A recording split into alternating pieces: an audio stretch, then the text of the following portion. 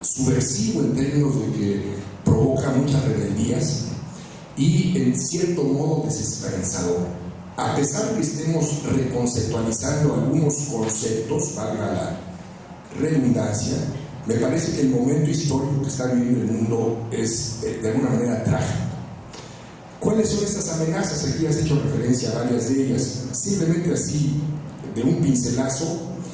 En primer lugar, el estancamiento económico que tenemos, el narcotráfico, la drogadicción de la sociedad, la manipulación social de los medios masivos, la apropiación por las grandes corporaciones de los recursos comunitarios, la piratería del agua, por la mercantilización de los ríos, las apropiaciones de productos básicos como el arroz. En el libro hay un ejemplo muy interesante sobre el basmati, que es un arroz hindú que tiene aproximadamente unas 27 variedades que las grandes corporaciones las han hecho propias y no le otorgan los beneficios que supone la explotación de estos arroces, que son muy exquisitos, a las comunidades donde se producen.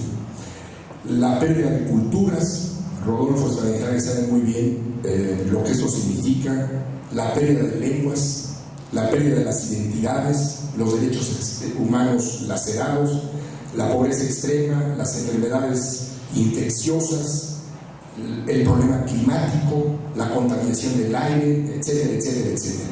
Todos los días tenemos noticia de una amenaza en contra de nuestra supuesta seguridad.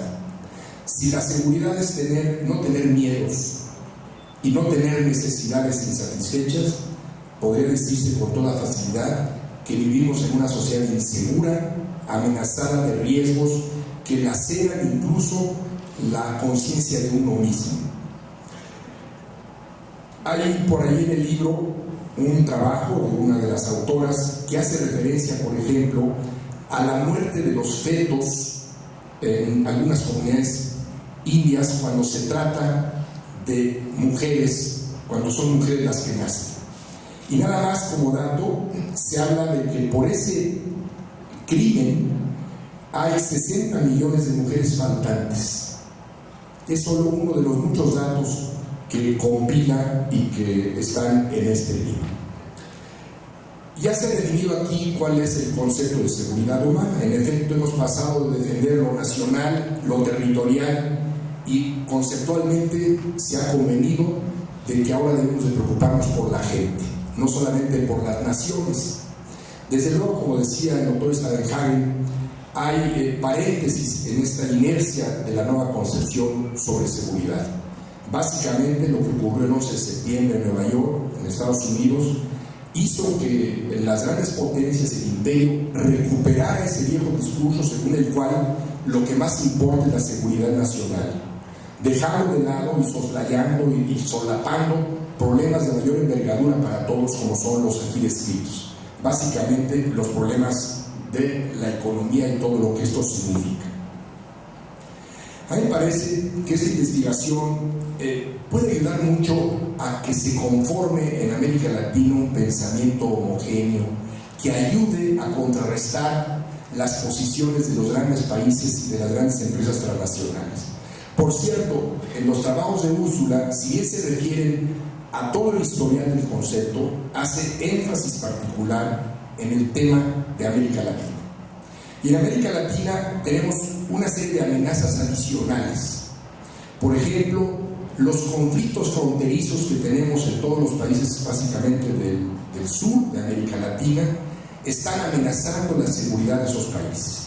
Tan solo en estos momentos, según consigna el libro, hay aproximadamente 40 conflictos fronterizos entre Venezuela y Colombia, entre Ecuador y Chile, entre Perú y Bolivia, y al interior de los propios países también hay conflictos de carácter fronterizo que están amenazando la seguridad de esos estados-nación y desde luego de todo el continente. Y curiosamente, los procesos democráticos en los que se están gestando en el mundo están también generando conflictos que pueden paradójicamente amenazar la propia seguridad de los países, porque se están enfrentando, bueno, en América Latina, desde luego, élites unas con otras, pero en algunos otros países de Asia y de África, esta tendencia hacia la democratización de los sistemas está albergando también conflictos religiosos que, mezclados con la política, son realmente amenazas que ponen en riesgo la estructura de los países-nación. Y el futuro pareciera ser igualmente pesimista. Yo no dudo que en breve tiempo la India y Pakistán, en su lucha por Cachemira, van a tener conflictos, o que la defensa del río Guaraní sea motivo también de un conflicto político entre Argentina, Paraguay, Brasil y Uruguay, Paraguay, Brasil y Argentina. Hay conatos de conflictos en todos lados que están resquebrajando la seguridad de los países, por un lado, y la seguridad de la gente. Tan solo en el caso mexicano, por ejemplo, en lo que tiene que ver con la democracia, todos los procesos han ido a parar a la Suprema Corte porque se ha judicializado el proceso electoral y la política, y las instancias previas a la Suprema, o distintas a la Suprema Corte de Justicia, no son capaces de resolver los conflictos preñados de dogmas de fe, preñados de incapacidad a la tolerancia a la que hace referencia el licenciado Morales, y están generando una pulverización de los esfuerzos comunitarios.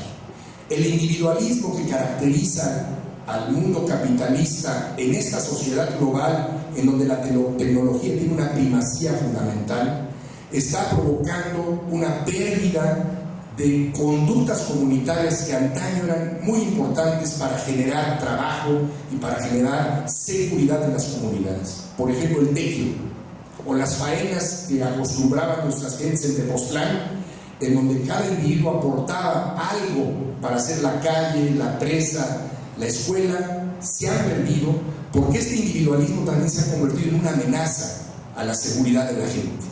Creo que hay una infinidad de temas que están implícitos en este libro y en el tema a los que nos presenta Úrsula y Hans en estas breves páginas. Desde luego que en el tema de la seguridad no podemos dejar de lado el rol que tienen los países dominantes. Concretamente, cuando uno piensa en el Consejo de Seguridad de Naciones Unidas, lo menos que puede uno decir es que no contribuye nada a la seguridad, porque justamente la representatividad por países en el Consejo no es adecuada, porque el Consejo tiene la posibilidad de vetar cualquier resolución, porque no hay un vínculo entre el Consejo de Seguridad integrado por unos cuantos y la Asamblea General, y porque para efectos operativos, como pasó con la tormenta del desierto, no hay un control de las decisiones que el propio Consejo y la Asamblea incluso asumen para erradicar problemas de violencia o de inseguridad en muchas partes del mundo. Lo que se avecina son mayores todavía inseguridades. Las guerras que vienen, en mi opinión, son guerras de escasez. Desde luego, la del petróleo, y es previsible que China no deje que los Estados Unidos quieran seguir controlando Arabia Saudí, Irak, o que los Estados Unidos estén interesados en irse a Irán para evitar que haya un bloqueo o su intervención en Hormuz. Es decir, en todos lados tenemos conatos de violencia o violencia flagrante en varios aspectos de la vida comunitaria que están amenazando la seguridad de la gente, y ya no se diga de las naciones como corolario. En América Latina se logró en algún momento un pensamiento homogéneo cuando hablábamos de la teoría de la dependencia. Que por cierto, yo debo decir que cuando estaba yo estudiando en París, en Diego Parisina, la doctora Chávez coincidió conmigo y allá de vez en cuando intercambiábamos puntos de vista sobre lo mexicano. Pero al doctor Stavenhagen lo conocí porque uno de mis libros de lectura, estando en Francia, fue uno escrito en francés que era 7 tesis erróneas sobre la reforma agraria en América Latina. Entonces yo lo leí, desde los primeros libros de Rodolfo, lo leí entonces y obviamente él está inscrito en la lista de los cientistas sociales